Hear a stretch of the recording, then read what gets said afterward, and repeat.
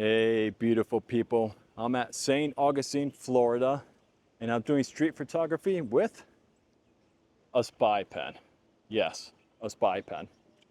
And I want to spend some time talking about the ethics of street photography because as somebody who's a pretty big advocate for street photography, this thing definitely has me wondering the boundaries of street photography, if they're evolved, if they're keeping up with street photography. And I want to spend some time talking about the two camps of street photography. Both are valid, why I believe what I believe, and how using this has me questioning my position on street photography. So, the first camp are those who believe street photography should be illegal. And they say stuff like, oh, well, there's an expectation of privacy, you shouldn't be doing that. You're taking a photo of an embarrassing moment, or you're taking a photo of somebody and commercializing it, or taking a photo of somebody that's vulnerable. All valid arguments, right? And they say, look, that happens much more often than you think. Therefore, it should be illegal, right? To help minimize that. And I get that. And they quote stuff like the photographer Bruce Gilden. And Bruce Gilden, if you don't know him, he's well known for his, let's say, unflattering portraits of subjects. Drug addicts, prostitutes. Like, I kid you not, he's taking photos like that.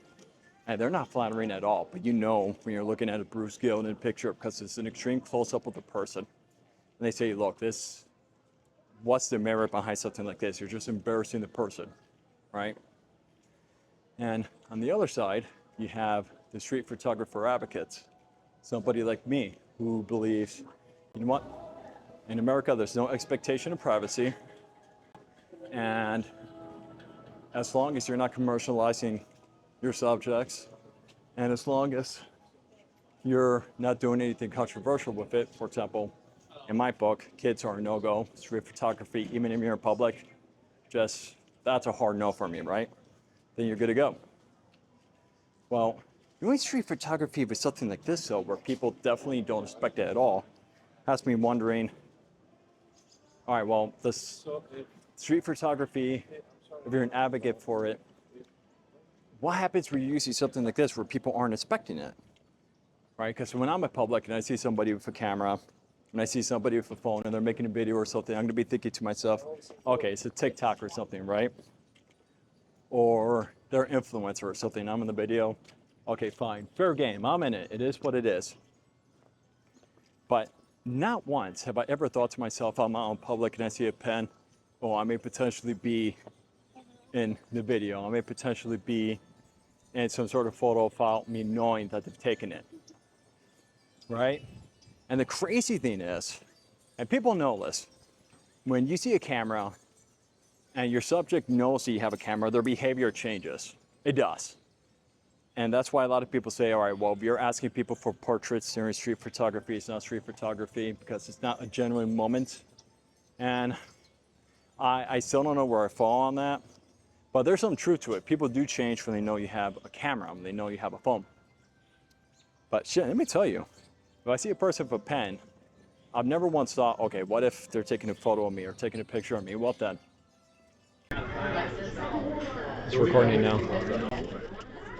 Who cares? It still looks good. It does, yeah. It is a pen. Okay, just beep. It's recording. But a lot of photographers, a lot of street photographers, you really push your boundaries, man. Let me tell you.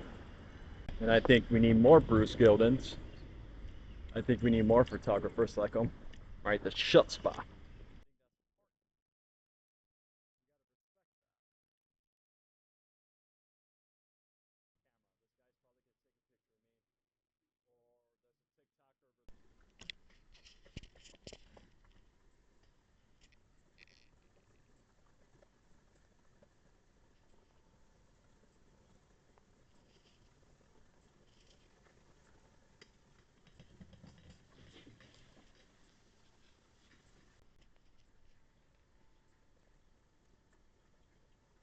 And so on the one side, with street photography, if you're not abusing the scene, you're going to be much more likely to capture genuine moments.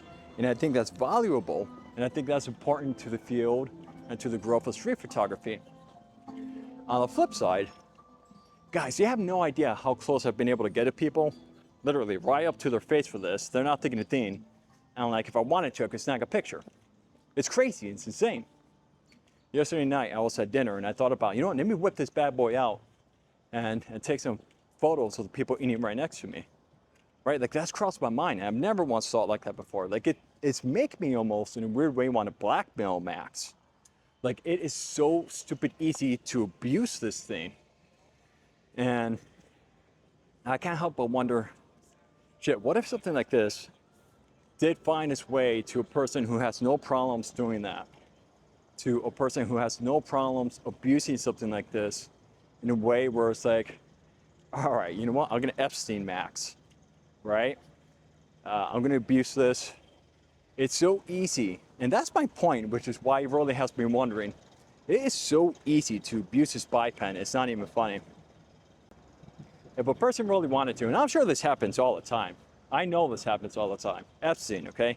He recorded his people all the time, blackmail stuff.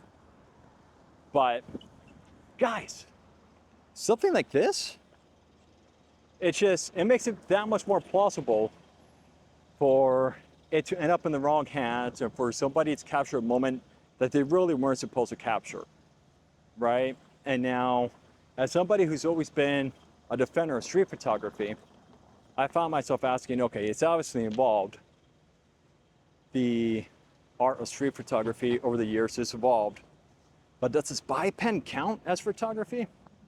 Like, what does photography apply to? Does it apply to anything and everything that can take a picture? Like, is that all fair game? Or is it just your cameras and phones, right? What about watches? There's watches that could take pictures.